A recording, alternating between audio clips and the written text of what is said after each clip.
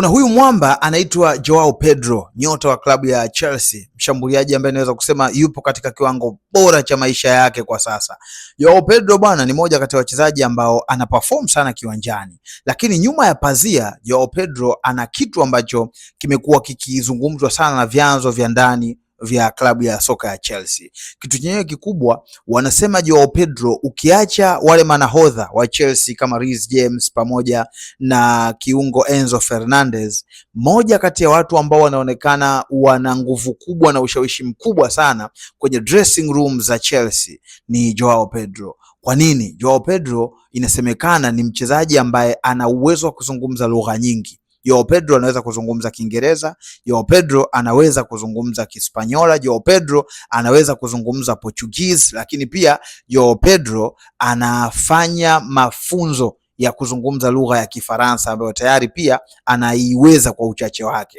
Sasa Joao Pedro amekuwa ni kiunganishi cha wachezaji wengi sana wa Chelsea kwenye mawasiliano, kiasi kwamba amekuwa ni rafiki wa kila mtu kwenye kikosi. Karibu kila mchezaji amekuwa anaona Joao Pedro ndiye mtu salama wa kuweza kuzungumza naye, na ni kwa sababu tu alifika Europe mapema akiwa mdogo kabisa kwenye klabu ya Watford pale England. Maana yake ilimpa uwanja mpana wa kukijua vizuri Kiingereza, na kwa sababu mwenyewe ni mpenzi wa lugha akawa anajifunza pia lugha nyingine ambazo kwa sasa anaendelea kuwa yuko imara zaidi katika hizo lugha. Kwa hiyo ni moja ya sababu ambayo inatajwa kwamba imemfanya Joao Pedro awe ni moja kati ya wachezaji ambao wanaonekana kuwa na ushawishi mkubwa kwenye dressing room za Chelsea. Na kwa wachezaji wenye asili ya Brazil ambao wako pale Chelsea, huyu Joao Pedro amekuwa kama kaka yao, japokuwa inawezekana baadhi ya wachezaji walisajiliwa na Chelsea kabla ya yeye, lakini yeye amekuwa ni kama kaka yao. Kwa sababu gani? Mtu kama Estevao Willian pamoja na yule Andre Santos wamekuwa wanamfanya Joao Pedro kama ndiye mwenyeji wao pale England, anawasaidia karibu kila kitu.